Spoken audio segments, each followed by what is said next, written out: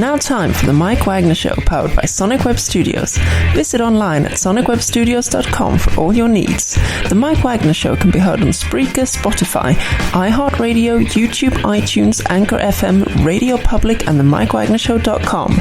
Mike brings you great guests and interesting people from all across the globe. So sit back, relax, and enjoy another great episode of the Mike Wagner Show.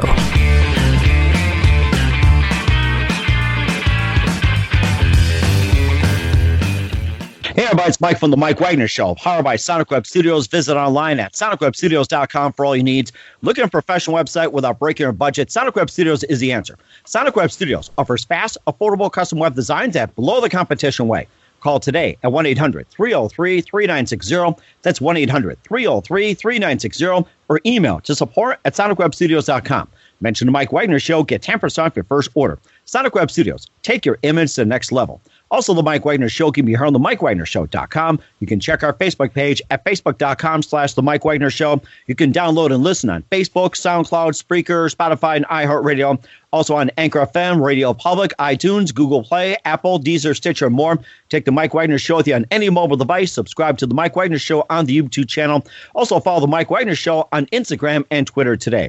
We're here with a wonderful lady from New York City. She's an actress, comedian, on-camera host, and model. She's also got a book on Amazon called She's the Last Model Standing. And yes, I don't know if she is the last model standing, but she makes her statement as well, too. She's also been and done Whispers and Witnesses, Fragile Beauty, A Visual Journey, Model with a Mission, and she just has a lot of things going on. She's been described as a Kathy Griffin of fashion. So live, ladies and gentlemen, from beautiful New York City, inside the Big Apple, where the last model standing is Wendy Stuart Kaplan. Wendy, good morning, good afternoon, good evening. Thanks for joining us today. Thank you so much for having me. I feel like I'm right in your state right now. Like I left the Big Apple, and I'm right there next to you. Isn't that great? Oh, it's lovely, too. Yes, it's like, we can be across a pond and feel like neighbors. That's what the internet and social media is all about. Thank God. So, right? Like I'm in your studio and you're in my living room, and here we are. Nice to meet you. And you, too. Thank you very much. So you've been an actress, comedian, on-camera host, and model for quite some time. You're from New York City. You've got a new book called She's the Last Model Standing, available on Amazon. You've also got Whispers and Witnesses, Fragile Beauty, A Visual Journey, Model with a Mission, and you're described as the Kathy Griffin of fashion. And, of course, you've got some great stories and, a lot of experience and everything. But first, before we get into all that, tell us how you got started. I got started by coming to New York after college, right? Went to every model agency and got turned down, okay? But I persevered because from the time I was a little kid, I knew I wanted to be a model. I remember saying to my mother two things. I was going to be a model in New York, a fashion model, and I wanted to go to Africa. So what's so cool about all of this, if you went through my book, right? Come to New York, get started in modeling, and I've been modeling for 40 years and I'm still going strong. That's why I decided to write a book called She's the Last Model Standing. But I like to tell people it really is a metaphor because it's a book of inspiration. It shows that no matter what happens in your life, you're still standing. And in my case, I am the last model standing.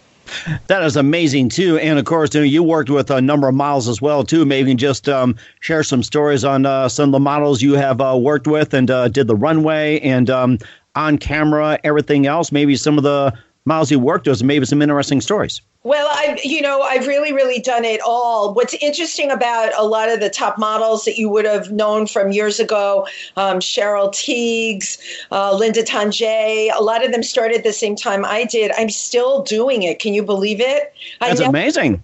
I know, and I never expected that things would turn out that way. When you have your life plan, like I'm sure you have a life plan, right? Things are going to go. I never thought I'd turn around and, be busier than ever, be represented by an agency that would have never taken me before. So my story is one of really perseverance. It's of having a dream and never letting your dream die and never letting anyone tell you no. I remember one of the biggest agencies, I think it was Ford Models, looked at me when I came in there. They said two things. They said, "Where's your mother?" I was 15 years old, okay? By myself, How's that for guts, right? And I remember having mascara on my lashes, like a quarter of an inch thick, real. Oh, my. Oh, I thought I looked beautiful, right?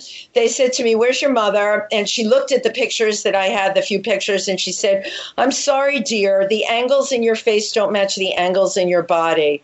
Now, what the heck does that mean? Certainly when you're a 15-year-old kid, you're thinking, okay, my head should be on someone else's body. Maybe that's what they're saying. But you know what, Mike? I just refused to stop. And it's my personality. I won't take no for an answer. I'm a very determined person. Anything I wanted to do in my life, I've done. And, when you think I've been doing modeling all this time and along the way started doing acting, right? Been in films, did stand-up comedy. Let me tell you something. How dedicated was I to stand-up? I was 9 months pregnant. And wow. Yeah. And you delivered. I thought to myself, this baby is going to be born in a comedy club. Is this something that we want?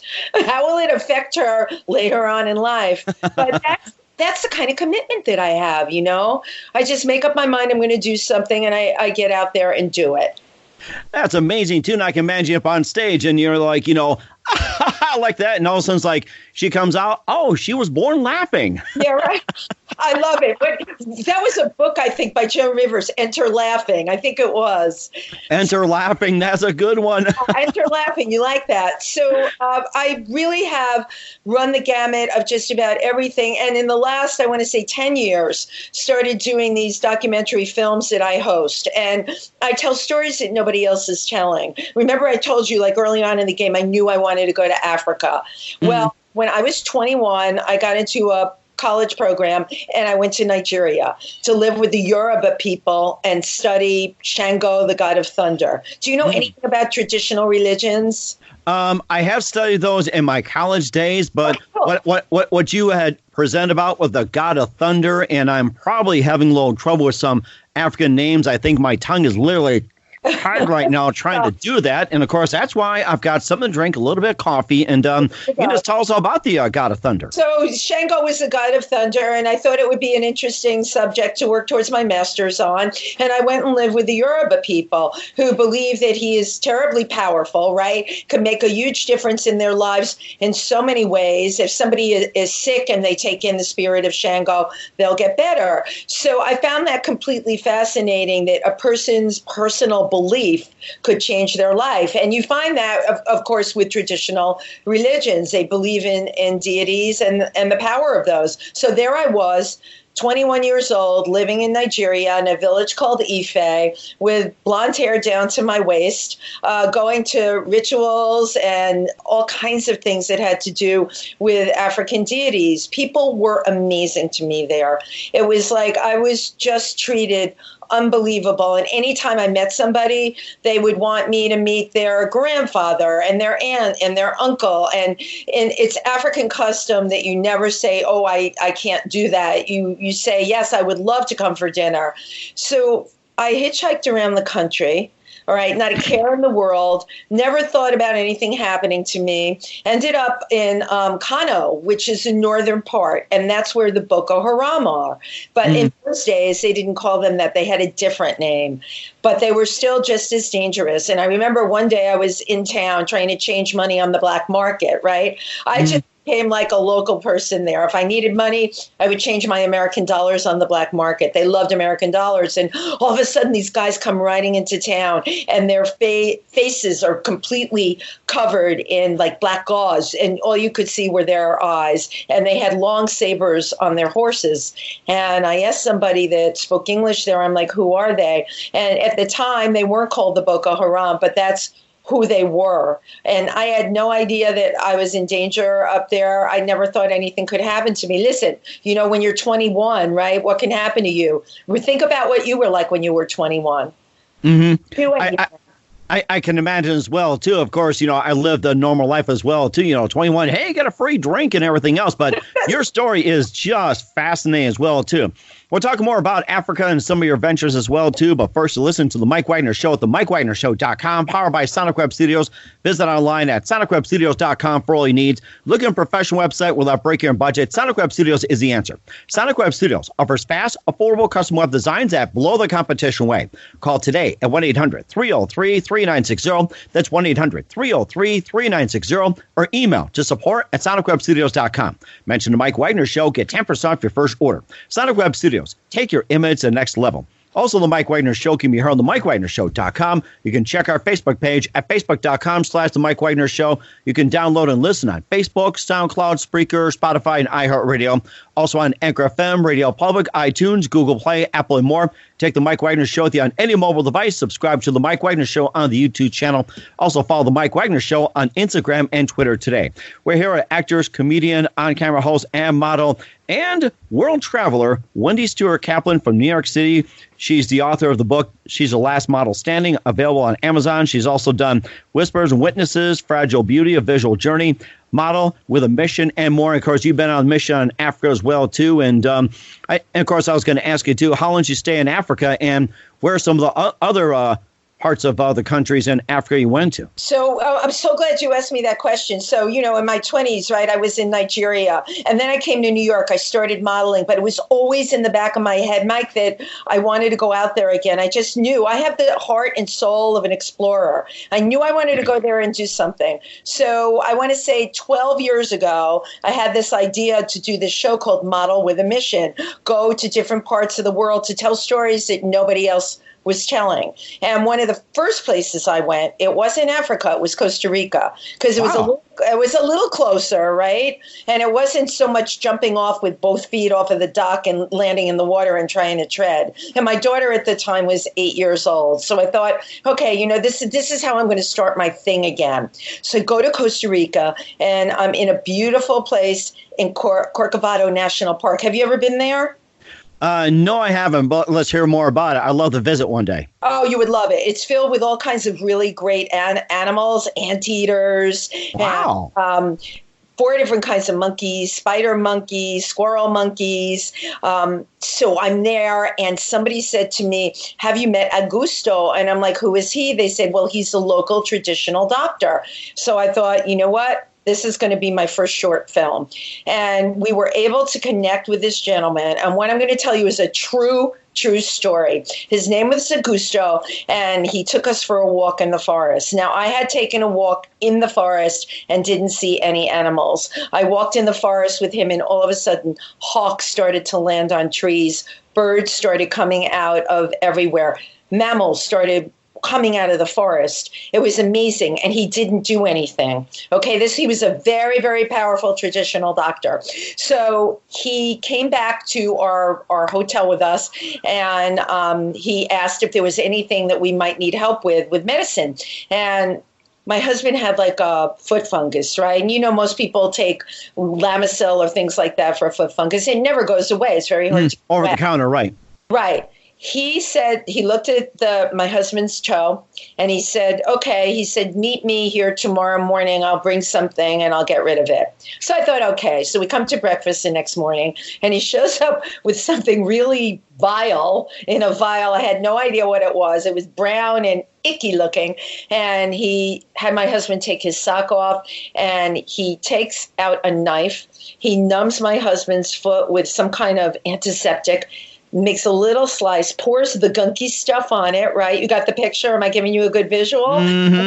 Yes, I'm imagining. This is radio, which is good. So wraps his foot up and says to me, okay, the fungus is cured. I go, well, what do you mean it's cured? You just poured this stuff on it? And he said, no, you'll take the bandaging off the next day and it'll be cured. And I thought, okay, right, I have nothing to lose. Next day, we take the bandage off. My husband still had the fungus there. And I thought, okay, you know what? You live and you learn. We tried. 1 month later, we're back in New York. And I said to Alan, listen, we should go to the doctor, get ourselves checked out. We've been in the jungle. By the way, how's your foot? The toenail had fallen off and a new toenail had grown in, and he never had a foot fungus again. True story. Even our internist couldn't believe it. So that was my first trip. out of the box. We filmed it, and I thought, okay, this is what I need to get going now. And I think I told you, Africa has always been my heart. I can't even tell you why, but I knew I had to get back there. So we decided to go make a film there that we called Fragile Beauty, which was about 3 very remote tribes in Ethiopia in the southern Omo Valley. Mm-hmm. And initially, when I went there, I was going to be about how they had been living the same way for hundreds of years, how their dress had never changed. Because keep in mind, these are people that are very elaborately adorned. Every day, they have elaborate painting on their face. They use knives to scar themselves. It's considered beauty there. And even the clothing that they wear, you and I were talking earlier about, people that hunt animals for a trophy. These people don't do that. The animals that they hunt, they eat. And then they take the skin, and the skin is made into an item of clothing. So this is something that works for them. So that's how they look. They don't have or wear modern clothing. And their currency is cows or sheep, or it can be a goat. Cows, sheep, goats. I can imagine that on the New York Stock Exchange. Hi, I like to buy some IBM stock for a few cows, or maybe I can throw some chickens in for some IBM stock. I can imagine that. And Mike, can you imagine? Maybe that's where bull market came from, right? Bull market. Right? That kind of makes sense to me, right? So I wanted to bingo. Just wanted to go there and tell their story. But what the story I ended up telling was a very different one than the one I had wanted to tell. Because I got there and all the people were armed. They all had AK-47s because, like in so many parts of the world, land is being developed and the people were being relocated next to other tribes that they didn't get along with. So there was cattle stealing. They also were very hostile to the government. Of course, it was relocating them. So they were fully armed with AK-47s, and that was something I was not expecting. But I am a person that will always make lemonade out of lemons, and I knew I wanted to do a story about them. And we ended up telling about their way of life, their way of dressing, the rituals they carried on. But the most poignant part of that film was while we're shooting, a local man comes over, and he was part of the Kara tribe, and he asked my translator if we had any malaria pills. And I said, oh, yeah, tell him I can give him some malaria pills. And my guide said to me, no, you don't want to do that. You're taking them for yourself. The man's daughter had malaria, Mike. Oh, my. He had no money to pay for malaria drugs. He only had a cow, and they wouldn't take a cow at the clinic. I mean, this is incredible, right? That was 2018. We're in 2018, and you can't get malaria drugs. So we ended up convincing him to come to the clinic with us, and it took a lot of convincing. I had to tell him that it would be a gift I am giving to him to let me buy the malaria drugs. And wow. Right. Now, this is a man who loved his daughter, but his daughter would have died. And so you have to wonder how many children, right, in this day and age are still dying of malaria. It's prevalent all over the world, and children are dying and they don't have to. So we got there. I paid $10 for the malaria medicine. They started the treatment. And the little girl, she lived. Okay. So that was, when you shoot these kinds of films, Mike, you don't expect certain things to happen, which is why I like to work unscripted. I like to let the story unfold before me. I think that that's important. Mm-hmm. And of course, getting back to health as well, too, I was going to ask you about your husband's fungus and how it got cured. What was in the mixture of the mixture in the vial that helped with the fungus medicine, make it go away? I'm actually interested. You had to go there, didn't you? Okay, I want you to take a guess. Okay, if you were going to treat a fungus, I'm going to give you a clue. If you were going to fight fire with fire, what would you put in that vial? Fight fire with fire. If you were going to get rid of something that was a fungus, what would you fight it with? Oh, you got me on that one. Okay, I got you on that one. You're going to fight it with something else that had a lot of bacteria and fungus in it, which is cow dung. Oh, my goodness. Right from the cow feed. Oh, yeah, my. I know. Yeah, that's why I told you had to go there. Well, Okay, but we're on radio, so we don't really have the visual, but I can use your imagination. Boy, holy cow takes on a different meaning. It does, right? But you see, you have to, I'm a very trusting person. And I totally believed what this man was going to do. And I just let it happen. Sometimes you learn it when you're dealing with remote cultures. Don't ask too many questions. Just let them do what they know how to do the best, right? Mm-hmm. So yeah, it was cow dung. Are you impressed? I'm impressed. And I thought that only occurred like in fertilizer and cow chip bingo at state fairs. I guess I have to find a way to get fungus on my toe and go to the state fair and ask to out to stick my foot into cow dung and try to get rid of fungus. I'll try that this summer. You know what? Maybe it'll work, and you can get on your show and broadcast it to people, and I bet you'll have some good followers.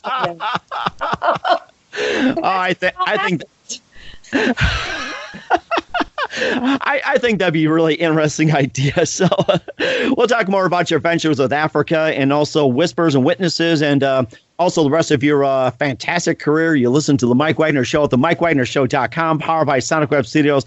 Visit online at sonicwebstudios.com for all your needs. Look at a professional website without breaking our budget and cow dung. Sonic Web Studios is the answer. Sonic Web Studios offers fast, affordable custom web designs at below the competition way without a cow. Call today at 1-800-303-3960. That's 1-800-303-3960 or email to support@sonicwebstudios.com. Mention the Mike Wagner Show. Get 10% off your first order. Sonic Web Studios. Take your image to the next level. Also, the Mike Wagner Show can be heard on the MikeWagnerShow.com. You can check our Facebook page at Facebook.com/The Mike Wagner Show. You can download and listen on Facebook, SoundCloud, Spreaker, Spotify, and iHeartRadio. Also on Anchor FM, Radio Public, iTunes, Google Play, Apple, and more. Take the Mike Wagner Show with you on any mobile device. Subscribe to the Mike Wagner Show on the YouTube channel. Also, follow the Mike Wagner Show on Instagram and Twitter today. We're here with actress, comedian, on-camera host, and model Wendy Stuart Kaplan. She's the author of She's the Last Mile Standing. We talked about a good portion of the book, along with a Model with a Mission, Fragile Beauty, A Visual Journey, and some interesting journeys through Africa as well, too. You've been through Ethiopia and Cameroon.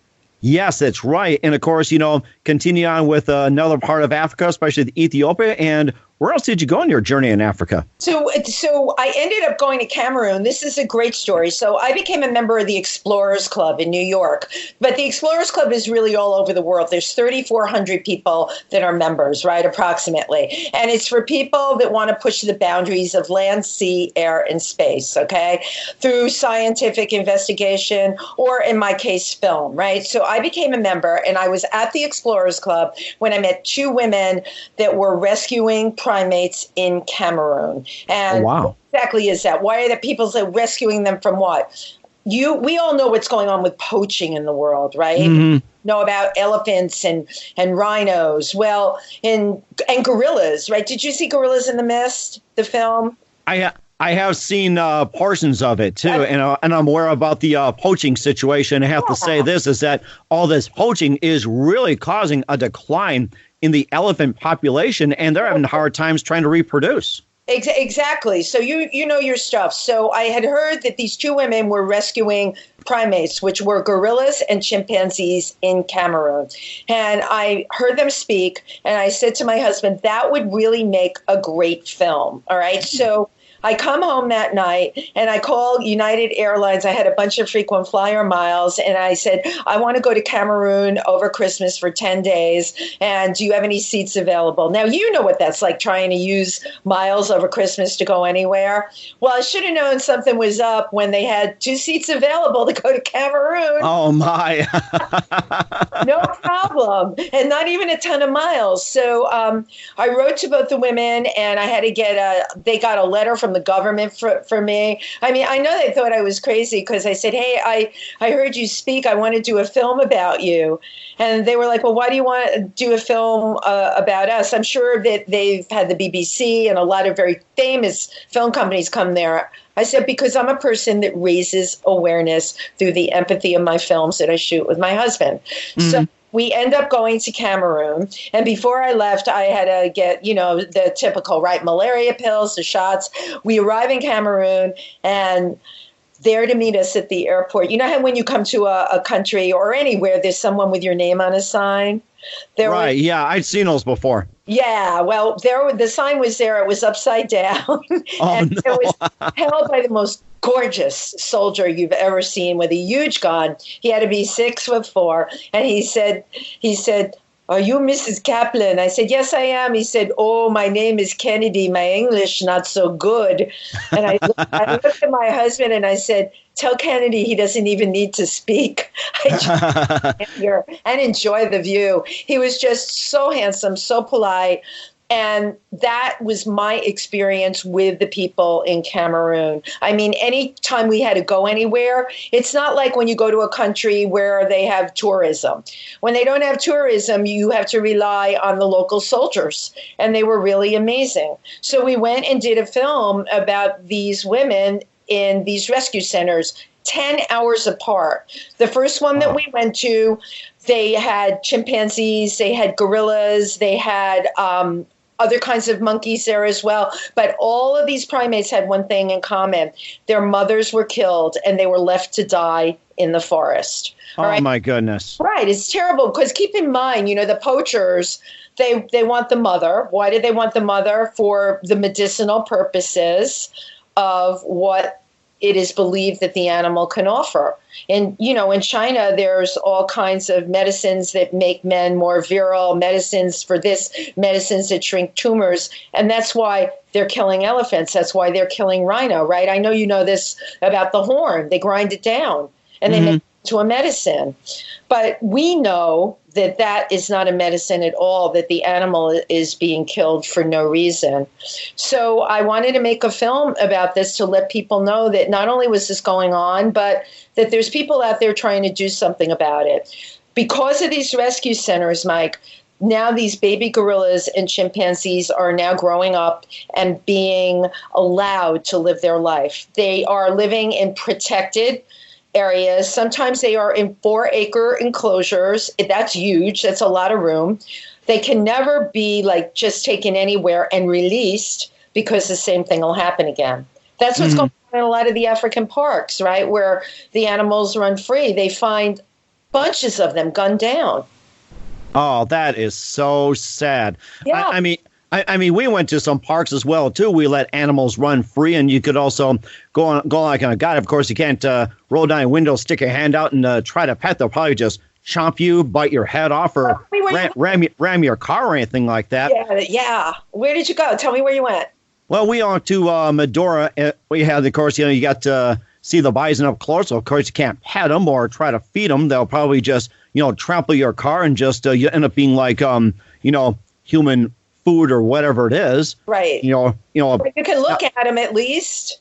Right. Look at them. And of course, we also went to a park where it's like you can actually look at some black bears up close. And there was also, I think this was in South Dakota around the Black Hills. Now I'm trying to remember what else. I've got pictures of it. And I think there's like, a rare form of deer. And I think there's also, I'm trying to think whatever else, but it's like, bears just running free around the around the Black Hills area just to go through a little just a path and everything else. I mean, it was just amazing. But isn't it amazing to see them in their natural habitat? That's what it's like in Africa. When you see these animals in their natural habitat, you say to yourself, this is how they have to be. This is what you want. Unfortunately, with the way things are in the world right now, it's just not so safe for them. Mm-hmm. But, we made a film about it. And, oh, my gosh, my husband got 6 feet away from a gorilla. Whoa. Now, for me, that gorilla started pounding his chest, and the guy that we had with us said, "Okay, you need to step back." I'm like, "Why doesn't the gorilla like me?" And we all came to the conclusion because I'm blonde. I'm like, because I was blonde. My husband wears like a black cap, and he's got his camera equipment and everything. I guess to the gorilla, he looked like another gorilla. Oh, that's too funny. Oh, great case of monkeying around, I'll tell you that. We were monkeying around there, weren't we? That was a bad monkey joke, Michael. Oh, my goodness. That's just too hilarious. I was going to ask you about, the animals, like with the killings and everything else. Now, what animals out in Africa or where you've been at, what animals are on the verge of extinction? Because there's been some big stories about that. You had certain Bengal tigers, and I think you had, certain panthers and, other forms that are on the verge of extinction. That are in some of the parks. I've been to India. They're very hard to see, the tigers. They're very elusive. They're few and far between. Okay, they're hard to see because there's not that many left. The one-horned rhino in Kaziranga National Park in India, I went to do a movie about that. Those rhino are very protected. They have rangers that give up 5 years of their life to work in those parks, all right? Wow. So you still see the one-horned rhino there, but when you go to Africa, so much of the rhino population is being decimated. I mean, poaching has become so huge, Mike, that they come with Black Hawk helicopters, all right, and shoot entire herds. You've heard of the herds of elephants and the rhinos just being gunned down like that. So we have to say to ourselves, what is the answer? And I can tell you there is an answer. Believe it or not, there is an answer. You have to make it unattractive to the local people. How do you do that? Offer them jobs doing something else. And in parts of Africa where it is becoming successful to let the animals live, they're creating jobs in other areas. In Virunga National Park, Emmanuel, who is running the park, he opened up a hydroelectric plant there, creating 250 jobs for the Wow, nice. Right. That's really great. Unfortunately, it's in a part of the world where there's so much fighting and so many other things. However, you have to say to yourself, 250 jobs, that's 250 people that are not going to be poaching. Mm-hmm. So you have to believe that there is something we can do about this. Mm-hmm. And also, too, hire some security guards as well, too. So none of that happens as well, too. Somebody comes in and tries to blow up a power plant or steal or whatever else. Guards. Right. Protective services there, too. There's plenty of opportunities. And, of course, just another thing as well, too. It's like, how can we help with the animal situation? Well, all of us here, there are really great organizations that you can donate to that are doing extraordinary work all over the world. And even I tell people a $10 donation, it really makes a difference, a $5 donation. But here's one of the coolest things that I can tell the people out there. You can go online and you can Google volunteering in an African park. Just Google it. And parks will come up that are looking to hire volunteers. You can go to a park for a month even and become a volunteer there. They will train you in helping take care of the animals that have lost their mothers. They can train you in helping with releasing animals back into the jungle. So how cool is that, Mike? You have hands-on experience doing that. I took care of elephants in Asia, in Thailand. Did you know that, me? That I'm an elephant whisperer?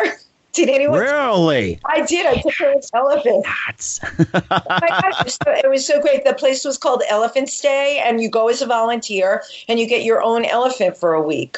And you learn everything you've always wanted to know about taking care of an elephant, but were afraid to ask. Oh, my goodness. So amazing. We would walk to the river with the elephants every day. And elephants get very dry in the sun and they get mud on them. Their favorite thing was to go into the river and dunk down into the river. It was just a really beautiful experience. I had the best time doing that. They do a lot, too. And I'm sure riding one as well, too, had to be an experience as well, too. So. Well, you know what? A lot of the parks, they try and discourage people from doing that. The particular one I was in, you were allowed to do that. But again, you didn't use a hook or anything. You learned how to sit on the back of an elephant, no saddle or anything. You kind of lean forward and you learn a command that gets them going. I'm going to say it for you. Are you ready? Go ahead. Hoa! Hoa! Boy, there you did it. That means go forward. That means walk. How cool is that? And then what about stop? You know what? I was never quite mastered that. Let's just say the elephant was taking me around. I wasn't really guiding the elephant. That's exactly my forte. But you know what? I loved every minute of it. For me, anytime I'm really close to an animal, I've been on camel safari, which is really, really cool. I bet you didn't know. Camels can gallop. They can gallop. You sit right between that hump, right? And you hang on for dear life, but it's a real bumpy ride. A horse is much smoother. And camels they're not really so nice either. We would bring our camels in at the end of the day, and they'd get food and water and everything. And, they look so sweet, right? Their mouth. Have you ever been to like a petting zoo and talked to a camel? Mike, I take my kids to one. I've been to one in Wisconsin, and places we live, we always take our kids to a petting zoo and, give them the experience. Yes.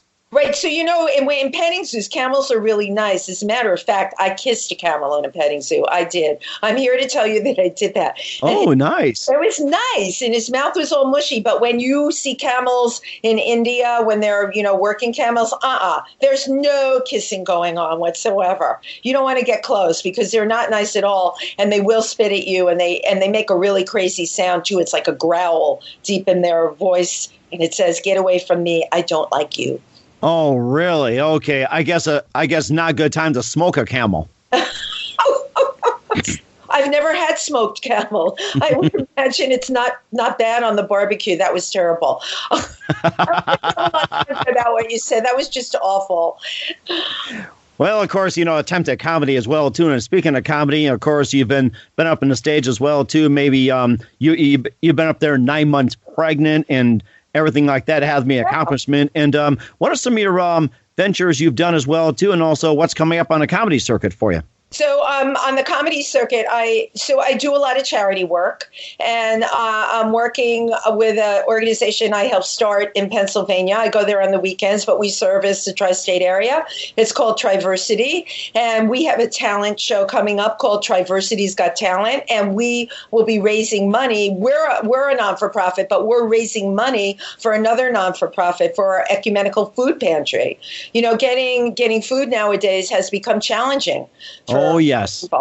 It's a real problem. So we have a wonderful food pantry there. We'll raise money through our talent show. And I think we've got 12 acts, and I'll be one of the hosts. There's 2 other hosts besides me.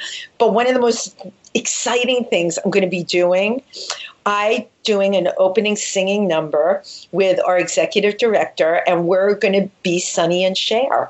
Nice. We were doing that song, "I've Got You, Babe." So I'm going to be Cher. I'm really excited. I have a Cher wig. Today, designer I work with, Sue's GX, dropped off a Cher dress for me. Yeah, so you know what? I'm going to send you a picture of me as Cher. People tell me sometimes I look like Cher because I have almond-shaped eyes. Uh-huh.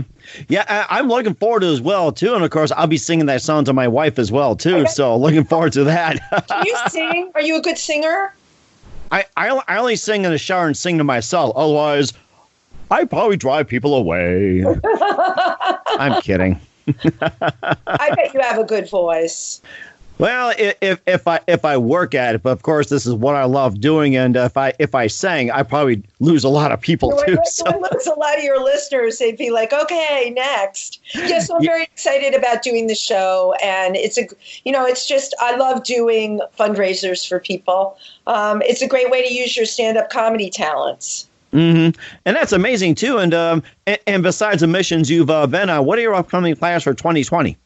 So right now, I'm actually working on a film called Working Dogs, and that film I want to have done and edited. It's called Working Dogs, A Love Story. We call it that because it's about the human-animal bond and the animal-human bond, and in this case, it's dogs, right? Mm-hmm. Before you've been out, you see seeing eye dogs. You hear about veterans needing dogs for PTSD. Mm-hmm. We hear all the time in the airport a bomb-sniffing dog. Mm-hmm. We hear if there's an earthquake in some part of the world, a cadaver dog.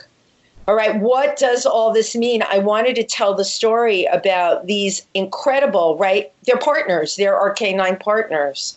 Listen, I went out with a police officer who had trained a bloodhound. This bloodhound went to look for people that wander off. Who could that be? An elderly person with Alzheimer's. Can you imagine if like your parent wanders off and you can call the police and someone comes from the canine patrol and that bloodhound finds your parent? Okay, or someone threatening to commit suicide that goes off, the dog tracks them down and finds them. I interviewed a journalist that has epilepsy. The dog reminds him when he has a seizure coming on to take the medicine. Oh, so, wow. Wow, right? You're like impressed. How about, a seeing eye dog that can actually count the steps with the person that's with him to go to the supermarket? Mm-hmm. Incredible. And so this film is very important to me. I want to get the word out there about what dogs are doing. I spent 2 Saturdays ago at the library with a dog. And you know what that dog was doing there? The kids were reading to the dog. Great way for a kid, right, that's shy in the classroom and doesn't want to read out loud. Doesn't mind reading to the dog. Okay, the dog doesn't make any judgments. The dog just sits there unconditionally, right, and listens. Do you have a dog? We did at one point, but we're talking about getting one in the process because we had one for about 12 years, a Shih Tzu, and the dog was named after one of the running backs for the Minnesota Vikings, Chester Taylor. Got it from well-known Bismarck auto dealer, lived 12 years, and, really cute, really dedicated. Aww. And, of course, we're in old age and everything else couldn't go back. 12 years is the lifespan for that breed, by the way. I think you probably know that. It does, yeah. And of course, my wife is in search of a Cocker Spaniel. We're looking for that, but we've had cats in the household, but unfortunately, due to health issues, we had to get rid of them. But yeah, it's like we're looking to get another dog, and we're doing some research right now. And what you guys just really interesting as well too. So we'll take a lot of those into consideration. Oh my gosh, it's so amazing. I will tell you the breeds that are in our film mostly are Labrador Retrievers, Golden Retrievers, German Shepherds. But the dog that the kids got to read to, he was a Doberman.